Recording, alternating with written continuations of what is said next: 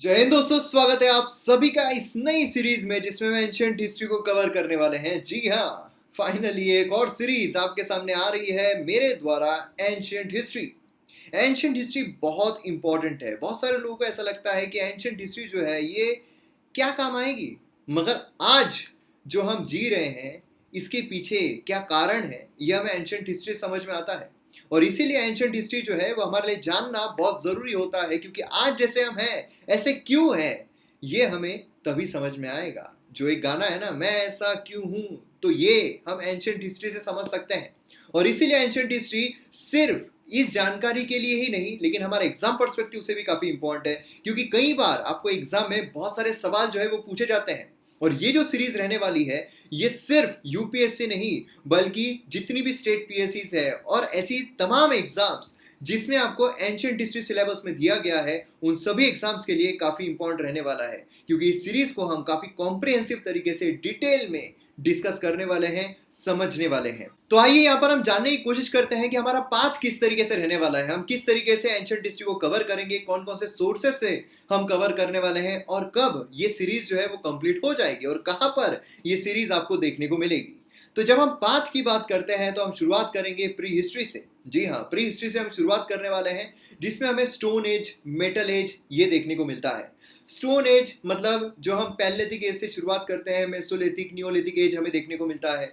फिर उसके बाद चैल्कोलिथिक एज आता है। फिर मेटल एज में हमें अलग अलग जो एजेस है, जैसे कि bronze age, copper age, iron age, वो सारे एजेस हमें देखने को मिलते हैं। तो वो हम कॉम्प्रिहेंसिव तरीके से कवर करेंगे।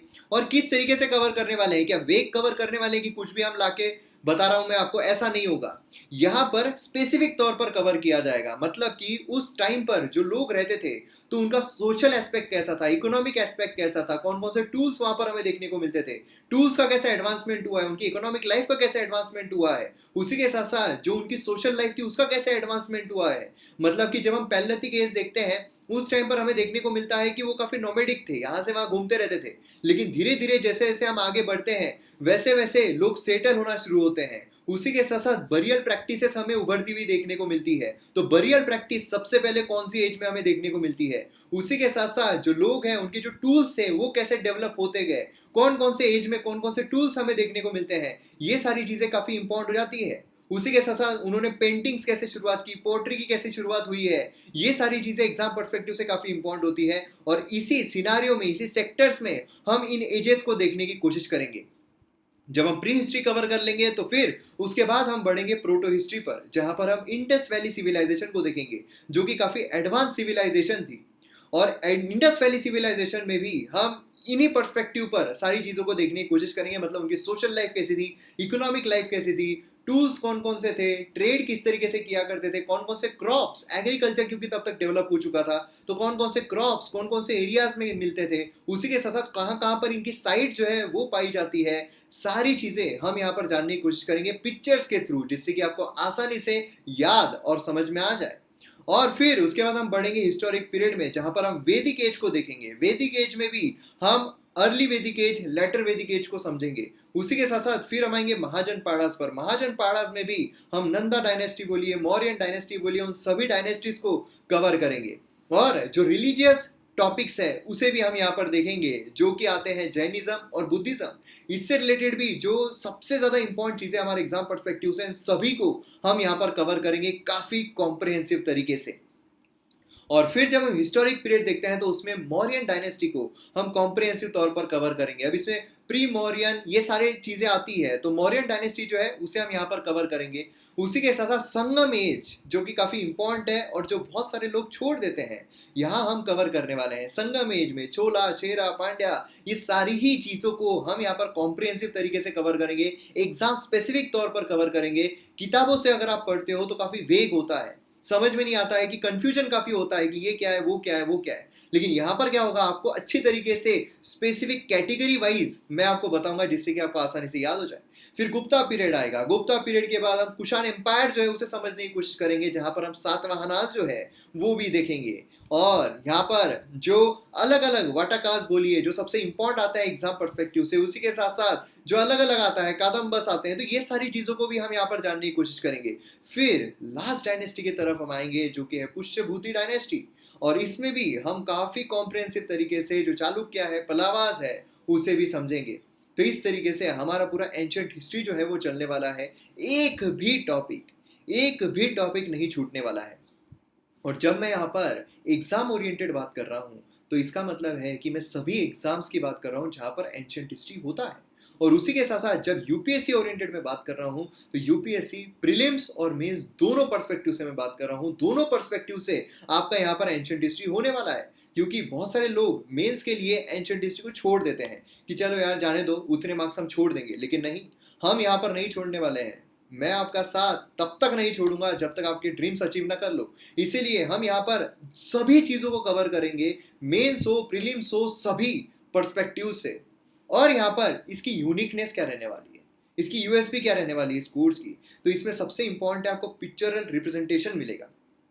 इंपॉर्टेंट क्या होता है, अगर आप किताबें पढ़ोगे तो उसमें सिर्फ लिखा हुआ होता है, और मैं उस तरह से नहीं पढ़ाता हूँ। आप सभी को पता है, आपने मेरे जितने भी वीडियोस देखे होंगे, तो मैं उस तरीके से नहीं पढ़ाता हूँ। मैं जितने ज्यादा हो सके फोटोज का इस्तेमाल करता हूँ, जितना ज्यादा हो सके इस तरीके से जो चीजें होती है जो अलग हो, हटके हो, उनका इस्तेमाल करता हूँ, जिससे कि आपका इंटरेस्ट भी यहाँ पर डेवलप हो, उसी के साथ देखने में भी मजा आए। नहीं तो फिर वही अगर पूरा टेक्स्ट ही टेक्स्ट चल रहा है पूरे स्लाइड्स पर, तो मजा नहीं आता है।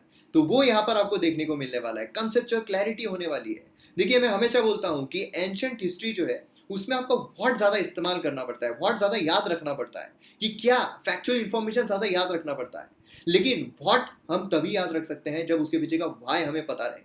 तो यहाँ पर हम कंसेप्चुअल क्लैरिटी करेंगे, जहां पर हम व्हाट के साथ साथ व्हाई को समझेंगे, जिससे कि व्हाट अपने आप हमारा स्ट्रांग हो जाएगा, अपने आप हमें अच्छी तरीके से व्हाट जो है वो याद हो जाएगा।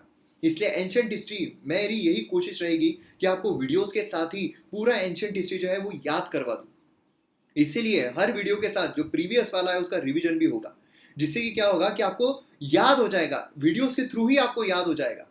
और मैं आपको एक गारंटी देता हूं, जैसे बहुत सारे लोगों को एंशिएंट हिस्ट्री में कंफ्यूजन होता है कि ये जो डायनेस्टी थी उस टाइम पे कौन सा बीसी चल रहा था, उस टाइम पे कौन सा बीसी चल रहा था।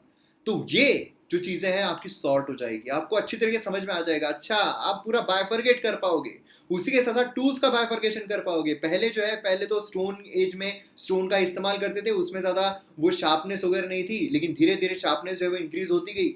फिर उसके बाद जब हम मेसोलिथिक में, नियोलिथिक में आते हैं, तो और अच्छे माइक्रोलिथ्स जो है वो हमें देखने को मिलते हैं।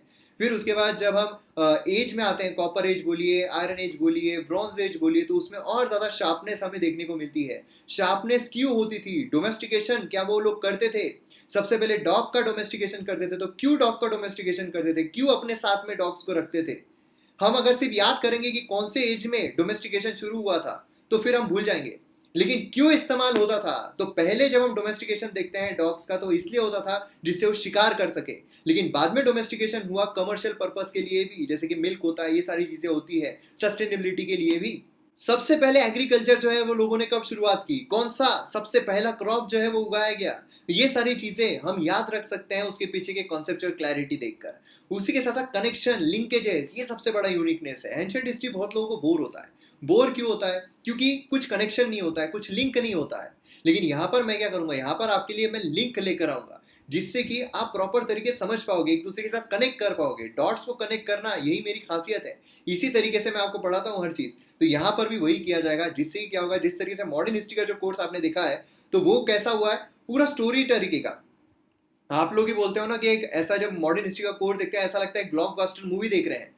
उसी तरीके से एंशिएंट हिस्ट्री को भी मैं उतना ही रिफाइंड करके, उतना ही इंटरेस्टिंग बनाकर आपके सामने परोसने वाला हूं, जिससे क्या होगा कि आपको और मेहनत करने की जरूरत नहीं पड़ेगी। एनालिसिस सब करेंगे, जिससे कि अगर कोई एनालिटिकल हमें आंसर लिखना है एंशिएंट हिस्ट्री का, तो वो भी हम प्रॉपर तरीके से लिख सके। अगर ऐसे में कोई चीज पूछी जाती है तो उसे भी हम अच्छी तरीके से देख सके। जैसे कि आइंस्टाइन बोलते हैं ना कि जो इंटेलिजेंस है वो नॉलेज के बलबूते पर नहीं होता, इमेजिनेशन के बलबूते पर होता है। तो यहाँ पर पिक्चर रिप्रेजेंटेशन के थ्रू, कनेक्शन के थ्रू मैं आपकी जो इमेजिनेशन है उसे इंक्रीज करूंगा। अब यहाँ पर सवाल ये आता है कौन कौन से सोर्सेस में इस्तेमाल कर रहा हूँ। देखिए, सारे ही सोर्सेस कर रहा हूँ, लेकिन सिर्फ आपकी यहाँ पर समझने के लिए मैं यहाँ पर बता रहा हूँ। एनसीईआरटी जो स्टेट जो बोर्ड होता है, अगर हम साउथ का देखते हैं तो वहां पर काफी अच्छे तरीके से एंशिएंट हिस्ट्री, तो वो भी मैं रेफर कर रहा हूँ। उसी के साथ साथ जो रेप्यूटेड किताबें हैं वो भी यहाँ पर रेफर की जा रही है। जो भी आप रेप्यूटेड किताबें बोल दीजिए, शर्मा जी, जो भी रेप्यूटेड किताबें बोल दीजिए, सब यहाँ पर ली जा रही है।